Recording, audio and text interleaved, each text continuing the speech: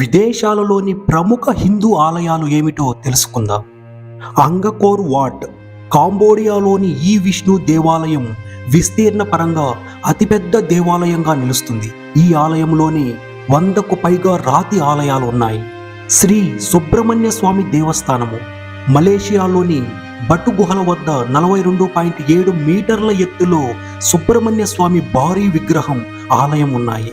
మలేషియాలో స్థిరపడ్డ భారతీయులు ఈ విగ్రహాన్ని 1890లో ఏర్పాటు చేశారు. ప్రంబనన్ ఆలయం ఇండోనేషియాలోని యోగ్యకర్త ప్రాంతంలో ఉంది. ఈ ఆలయం బ్రహ్మ విష్ణు పరమేశ్వరులు కొలువై ఉండటంతో త్రిమూర్తి దేవాలయం అని కూడా పిలుస్తుంటారు.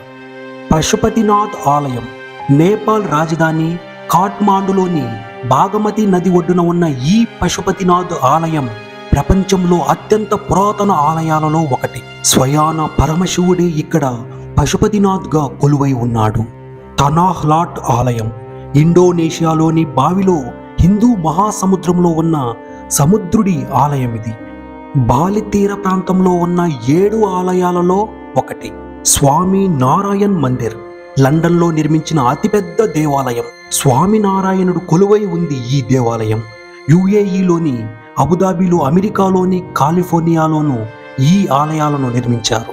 శ్రీ శివవిష్ణు దేవాలయం ఆస్ట్రేలియాలో విక్టోరియాలోని ఈ ఆలయంలో శివుడు విష్ణుమూర్తిని ఒకే చోట ప్రతిష్ఠించారు. 25 ఏళ్ల కిందట ఈ ఆలయాన్ని నిర్మించారు. స్వామి నారాయణ్ అక్షర్ధామ్ అమెరికాలోని న్యూ జెర్సీలో దాదాపు 185 ఎకరాల్లో ఉంది ఈ ఆలయం. ఇందులోనూ ప్రధాన ఆలయం చుట్టూ కమ్యూనిటీ సెంటర్, కల్చరల్ సెంటర్లను ఏర్పాటు చేశారు.